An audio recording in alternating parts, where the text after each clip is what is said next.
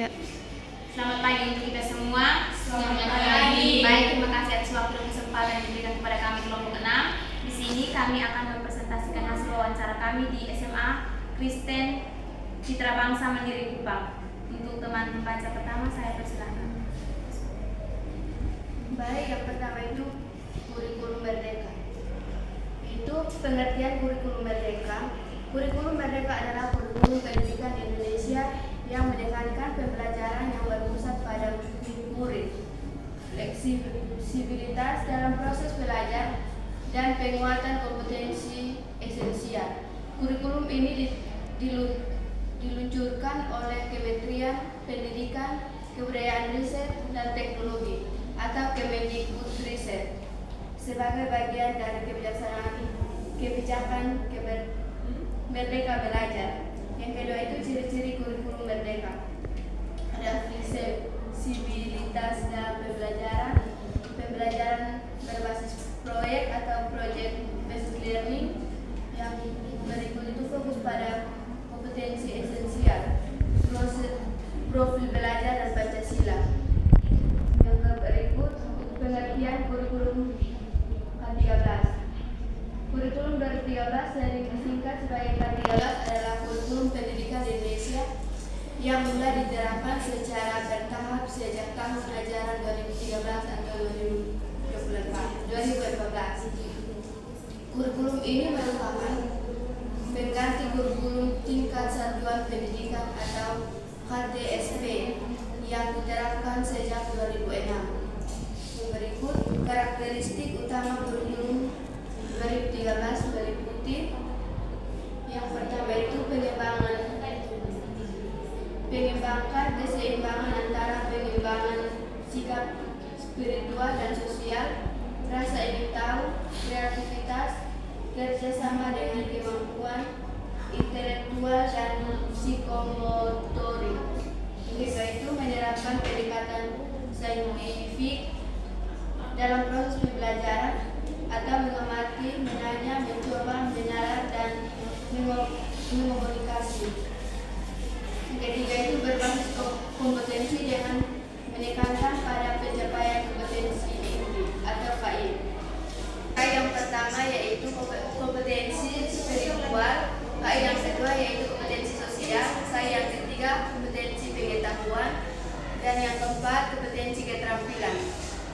Yang berikut itu menggunakan penilaian autentik yang meliputi semua kompetensi sikap, keterampilan, dan pengetahuan. Yang berikut itu menekankan pembelajaran tematik integratif atau terutama pada jenjang pendidikan dasar. Kurikulum 2013 bertujuan untuk mempersiapkan manusia Indonesia agar memiliki kemampuan hidup sebagai pribadi dan warga negara yang beriman, produktif, kreatif, inovatif, dan afektif, serta mampu berkontribusi pada kehidupan bermasyarakat, berbangsa, bernegara, dan beradaptasi. Yang berikut itu perbedaan kurikulum 2013 dan kurikulum merdeka. Kurikulum merdeka dan kurikulum 2013 dan K13 tentunya memiliki beberapa perbedaan mendasar dalam pendekatan pembelajaran, struktur kurikulum, dan metode penilaian. Berikut merupakan perbandingan utama di antara keduanya, yaitu yang pertama, pendekatan pembelajaran. Pada kurikulum 2013, di mana berbasis tematik integratif, terutama untuk jenjang SD, di mana beberapa mata pelajaran digabungkan dalam satu tema tertentu. Pembelajaran bersifat subject-centered atau berpusat pada guru, dengan penekanan pada kompetensi pengetahuan, keterampilan, dan sikap. Sedangkan pada kurikulum merdeka berbasis proyek untuk penguatan profil pelajar Pancasila. Pendekatan ini lebih fleksibel dan berpusat pada siswa atau student center, memungkinkan siswa mengeksplorasi minat dan bakat mereka. Yang kedua itu struktur kurikulum. Kurikulum 2013 yang dimana kurikulum disusun secara nasional dan berlaku seragam di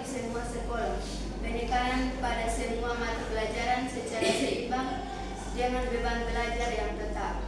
Sedangkan pada kurikulum merdeka yaitu lebih fleksibel, sekolah dapat memiliki 3 opsi penerapan. Yang 3 opsinya itu yang pertama, Merdeka Belajar Mandiri menggunakan kurikulum 2013 dengan penguatan. Merdeka Belajar Berubah menerapkan sebagian elemen kurikulum Merdeka. Merdeka Belajar Mandiri berbagi mengadopsi penuh kurikulum Merdeka. Yang berikut penilaian. Kurikulum 2013 pada proses penilaian bersifat kuantitatif dan kualitatif dengan fokus pada pengetahuan atau kognitif, keterampilan atau psikomotorik, dan sikap atau efektif. Ada penilaian proses dan hasil. Sedangkan pada kurikulum Merdeka itu penilaian yang bersifat formatif atau untuk perbaikan pembelajaran dan sumatif atau untuk mengukur hasil belajar. Guru memiliki kebebasan lebih dalam nilai dan pemberian umpan balik. Yang berikut materi pembelajaran. Kurikulum 2013 materi lebih padat dan rinci dengan cakupan yang luas di semua mata pelajaran. Sedangkan kurikulum Merdeka di mana materi lebih sederhana dan mendalam, fokus pada pemahaman konsep inti atau essential learning. Ada modul ajar sebagai panduan yang lebih fleksibel. Yang berikut kebebasan guru. Kurikulum 2013, guru mengikuti silabus dan RPP atau rancangan pelaksanaan pembelajaran yang sudah ditentukan secara rinci oleh pemerintah. Kurikulum Merdeka, guru memiliki kebebasan merancang pembelajaran, memiliki materi yang sesuai dengan kebutuhan siswa, dan menggunakan berbagai metode pembelajaran. Yang berikut proyek penguatan profil belajar Pancasila atau bisa disebut dengan P5. Kurikulum 2013 tidak ada program proyek khusus yang bersifat tematik. Kurikulum Merdeka adanya kegiatan P5 untuk membentuk karakter sosial profil pelajar Pancasila atau beriman, berhineka global, gotong royong, mandiri, bernalar kritis, dan kreatif.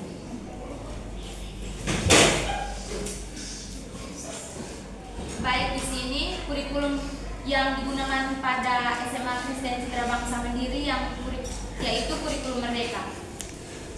Untuk peminatan di SMA Kristen Citra Bangsa Mandiri, program peminatan tidak lagi digolongkan sebagai IPA dan IPS, tetapi peserta didik digolongkan berdasarkan cita-cita seperti peserta didik yang memiliki cita-cita dokter maupun abdi negara dikelompokkan menjadi satu, lalu dibimbing dan juga dilihat dari nilai pengetahuannya. Yang berikut perangkat ajar. Pada SMA Kristen Citra Bangsa Mandiri Kupang menggunakan kurikulum Merdeka, sehingga di sini perbandingan yang dibuat yaitu kurikulum Merdeka ke kurikulum 2013. Yang pertama, perbandingan CP dan KP. Untuk capaian pembelajaran, peserta didik memahami struktur atom dan kaitannya dengan sifat unsur dalam tabel periodik, serta memahami reaksi kimia, hukum-hukum dasar kimia, dan perannya dalam kehidupan sehari-hari. Baik, seperti yang sudah ada mengenai perbandingan CP dan KD, di situ capaian pembelajaran yang tadi sudah disampaikan. Teman-teman mungkin bisa lihat dalam slide ada tabel, di mana tabel yang pertama itu ada aspek, yang kedua ada capaian pembelajaran atau yang kita kenal dengan CP, yang berikut tabel ketiga ada kompetensi dasar atau KD, di mana di sini kita melakukan perbandingan antara CP dan KD, di mana pada aspek itu atau yang dikenal sebagai materi, di mana materi yang diambil itu kalau penurunan dari tujuan pembelajaran ada struktur atom, sehingga di CP-nya itu memahami struktur atom termasuk partikel penyusun atom, konfigurasi elektron, dan isotop. Sedangkan pada kompetensi dasar itu nanti menjelaskan partikel dasar penyusun atom, nomor massa, isotop, isobar, dan isoton. Yang kedua itu pada tabel yang kedua, di mana sifat unsur dalam tabel periodik. Kalau dalam CP itu menjelaskan hubungan antara struktur atom dengan sifat-sifat unsur. Dalam tabel periodik, isobar atau isotop dan juga isoton mendeskripsikan kecenderungan sifat fisika dan kimia unsur berdasarkan letak pada tabelnya. Sedangkan kalau dalam kompetensi dasar itu mendeskripsikan kecenderungan sifat fisika dan kimia unsur berdasarkan letaknya. Kemudian yang ketiga ada reaksi kimia, di mana pada CP itu memahami konsep reaksi kimia, jenis-jenis reaksi, dan faktor yang mempengaruhi laju reaksi. Sedangkan pada KD itu mengidentifikasi jenis reaksi kimia seperti reaksi redoks, asam basa, pembentukan penguraian, dan juga lainnya. Yang berikut ada hukum dasar kimia. Hukum dasar kimia dalam CP itu menguasai hukum dasar kimia seperti Lavoisier, Dalton, dan juga Avogadro. Yang pada kompetensi dasar itu menjelaskan hukum-hukum dasar kimia dan penerapannya dalam penghitungan kimia yang biasa kita kenal dengan stoikiometri. Yang berikut ada penerapan dalam kehidupan sehari-hari, di mana pada CP menganalisis peran kimia dan sifat unsur dalam kehidupan sehari-hari, sedangkan KD memberikan contoh penerapan hukum kimia dan reaksi kimia dalam kehidupan sehari-hari, di mana ada pembakaran, fotosintesis, dan juga ada yang lain. Perbedaan utama pada CP bersifat lebih luas dan menekankan pemahaman konsep secara komprehensif dan juga aplikasinya dalam kehidupan nyata. Sedangkan kalau KD atau kompetensi dasar itu lebih spesifik dan berfokus pada penguasaan materi secara rinci sesuai dengan tahap pembelajaran di kelas tertentu. Yang berikut ada perbandingan ATP dan silabus, di mana di sini kita membandingkan ada tujuan pembelajaran. Tujuan pembelajaran yang kita ambil itu ada 5, di mana tujuan pembelajaran yang pertama itu ada peserta didik mampu memahami dan mengidentifikasi partikel-partikel penyusun atom dengan sifat-sifatnya. Yang kedua ada peserta didik mampu memahami dan mengartikan tanda atom sebagai informasi awal sifat atom dalam suatu unsur. Yang ketiga ada peserta didik mampu memahami perkembangan teori atom untuk memahami perkembangan ilmu pengetahuan. Dan yang keempat ada peserta didik mampu memahami dan mendeskripsikan konfigurasi elektron dari suatu atom. Dan yang terakhir itu peserta didik mampu memahami dan mendeskripsikan sistem periodik unsur dari suatu cara mempelajari sifat unsur. Nah, di sini kita mengambil contoh mengimplementasikan perbandingan berdasarkan tujuan pembelajaran yang ada 5 itu. Jadi kita membandingkan ATP dengan silabus dari tujuan pembelajaran tersebut. Di mana tujuan pembelajaran itu yang pertama itu dia ATP-nya itu mengidentifikasi proton, neutron, elektron, dan juga mendeskripsikan muatan dan massa relatif partikel dan juga membedakan sifat partikel subatom. Sedangkan kalau dalam silabus itu menjadi materinya dia itu hanya partikel, atom, dan sifatnya. Untuk metode dia melakukan menggunakan metode diskusi interaktif dan juga demonstrasi. Sedangkan kalau dalam tahap penilaian itu dia bisa berupa soal pilihan ganda, esai, atau juga dalam observasi. Yang kedua itu, tujuan yang kedua itu kalau dalam ATP dia menjelaskan nomor atom dan juga nomor massa, dan juga di mana menafsirkan informasi unsur dari tabel periodik. Sedangkan kalau dalam silabus materinya itu hanya nomor atom dan nomor massa. Sedangkan kalau untuk metode dalam silabus itu dia menggunakan analisis tabel periodik dan juga melakukan tanya jawab. Kalau proses penilaian dalam silabus dia penugasan analisis unsur di tabel periodik. Sedangkan untuk tujuan pembelajaran yang ketiga kalau dalam ATP itu dia membedakan teori atom dari Dalton hingga model mekanika kuantum dan juga menggantikan perkembangan teori atom dengan teknologi yang lebih modern. Sedangkan kalau dalam silabus itu materinya itu cuma pengembangan teori atom, Dalton, Thomson, Bohr, dan lain tersebut. Sedangkan metode itu biasa digunakan lebih ke presentasi kelompok atau studi kasus sejarah atom.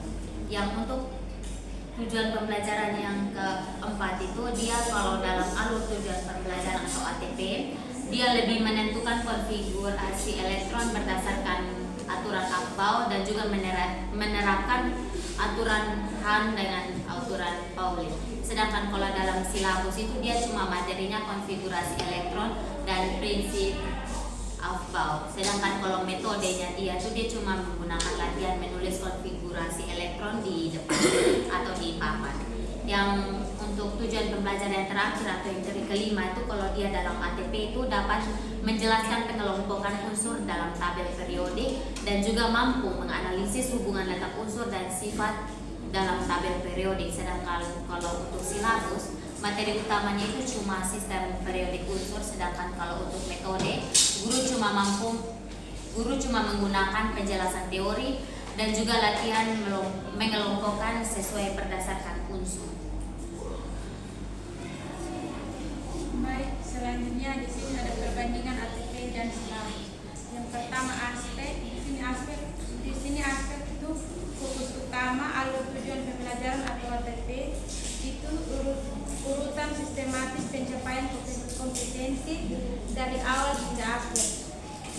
Dan yang berikut itu ada silabus. Silabus ini rincian materi pembelajaran, metode, dan penilaian.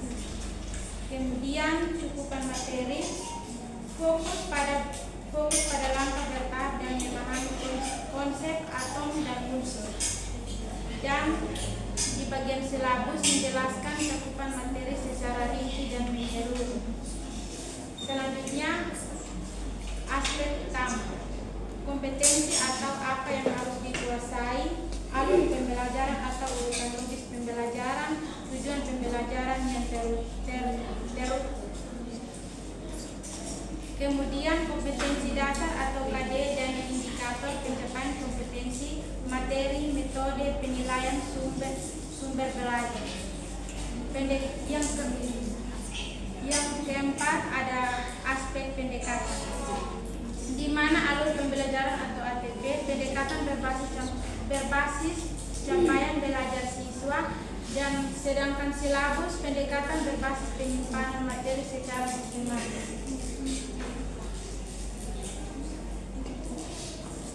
Selanjutnya, penerapan kimia dalam profil Pancasila. Penerapan kimia dalam profil pelajar Pancasila, contohnya melalui materi kimia hijau. Yang pertama, beriman, bertakwa kepada Tuhan Yang Maha Esa, dan berakhlak mulia. Pada materi kimia hijau dapat mengajarkan tanggung jawab terhadap lingkungan yang merupakan bagian dari menjaga ciptaan Tuhan. Yang kedua, berbinekaan global.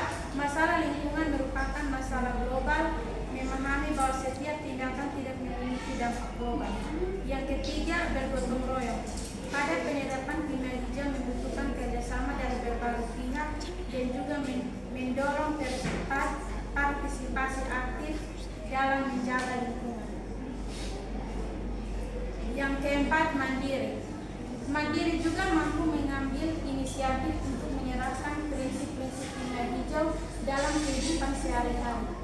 Serta peserta didik memiliki kesadaran akan dampak tindakan pribadi terhadap lingkungan. Yang kelima, bernalar kritis, mampu menganalisis dampak lingkungan dari berbagai produk dan proses kimia. Yang keenam, kreatif.